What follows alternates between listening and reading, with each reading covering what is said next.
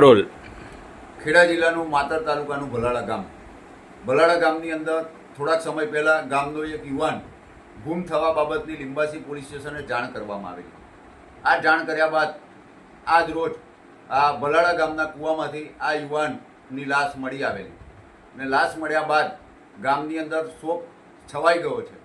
ત્યારે માતરના ધારાસભ્ય પણ આ પરિવારની વહારે આવ્યા છે અને આ પરિવારને સાંત્વના પાપડી છે. આપણે માતરના ધારાસભ્ય શ્રી કલ્પેશભાઈ પરમાર સાથેથી આ અંગેની વધુ વિગતો મેળવીશું. કલ્પેશભાઈ, આ બનાવ શું હતો અને તેમાં શું બનેલું? બનાવમાં આવ્યું તો 14 તારીખે બપોરે મારામાં છોકરાના વાલીનો ફોન આવ્યો તો ભાઈ મારો છોકરો સવારથી આજે છે નહીં, એટલે અમારે ફરિયાદ આપી. તમે પોલીસ સ્ટેશન જાઓ. એટલે પછી સાંજના પોલીસ સ્ટેશન ગયા. પછી મને જાણ કરી, હું આવતો હું પણ પોલીસ સ્ટેશન ગયો પહેલી વાર, કોઈ દિવસ પોલીસ સ્ટેશન જવાનું ના થાય. પછી ત્યાં આગળ પોલીસ જોડે ચર્ચા કરીને એમને ફરિયાદ આપી. ફરિયાદના આધારે 14 તારીખે સાંજના ફરિયાદ આપી.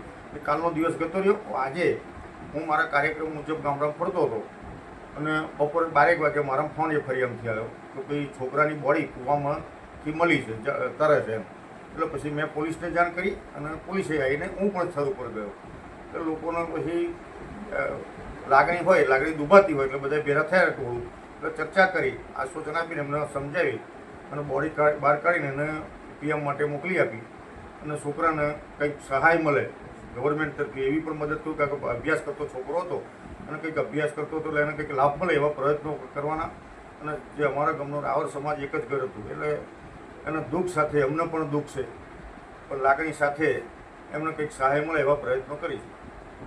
આપણી સાથે માતરના ધારાસભ્ય કલ્પેશભાઈએ લાગણી વ્યક્ત કરી છે કે આ અવસાન પામેલ પરિવારને સાંત્વના પાઠવે છે અને સરકાર દ્વારા જરૂરી સહાય પણ મળે તે માટે તેઓ રજૂઆત પણ કરવાના છે.